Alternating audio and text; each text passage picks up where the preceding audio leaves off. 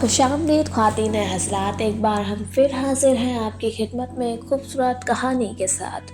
दोस्तों, कहते हैं ज़िंदगी मकाफ़ात अमल है, जैसा करेंगे वैसा ही पाएंगे। अगर हम किसी के साथ रहम करेंगे तो हम रहम ही पाएंगे, और अगर हम किसी के ऊपर जुल्म करेंगे तो हमारे ऊपर भी जुल्म ही होगा। तो दोस्तों, आए हम शुरू करते हैं अपनी आज की कहानी। हमारी आज की कहानी है खोटे सिक्के।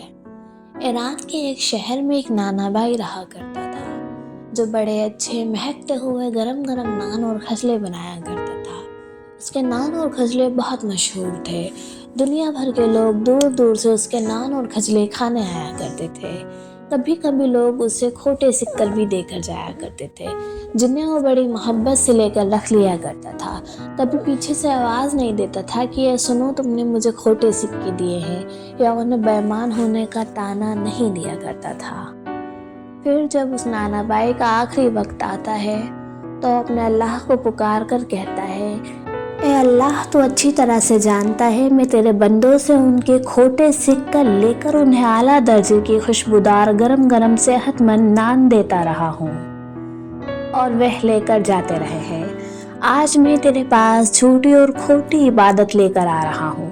वे इस तरह नहीं है जैसी तू चाहता है।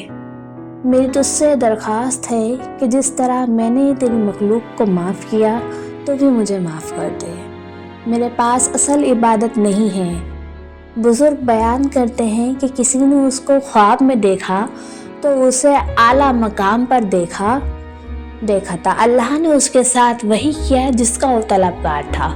तो दोस्तों, लोगों के साथ अच्छे काम करते रहें, जिससे आपके साथ भी रहम हो, और हमारी इन कहानियों को फॉलो करें, जिससे आपकी ज़िंदगी पर एक अच्छा और खूबसूरत असर पड़े।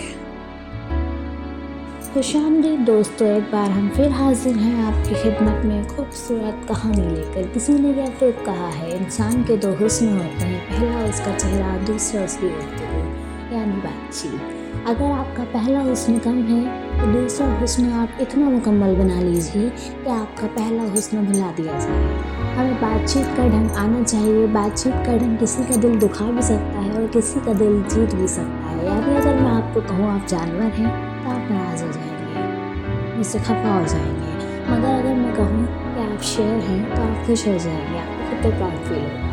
यही है गुफ्तगू का असल ढंग, कि अगर हमें गुस्सा भी आ रहा हो तो हम उस अंदाज में भी वो अल्फाज यूज़ करें जो सामने वाले को बुरे लगते हुए भी बुरे में लगे। चलिए आए अब कहानी शुरू करते हैं। ये कहानी है एक बादशाह और एक मुफस्सर की। एक बादशाह ने ख्वाब देखा कि उसके सारे दांत टूट कर गिर पड़े हैं। उसने सुबह उठकर एक बुजुर्ग को बुलाया और उन्हें अपना ख्वाब सुनाया।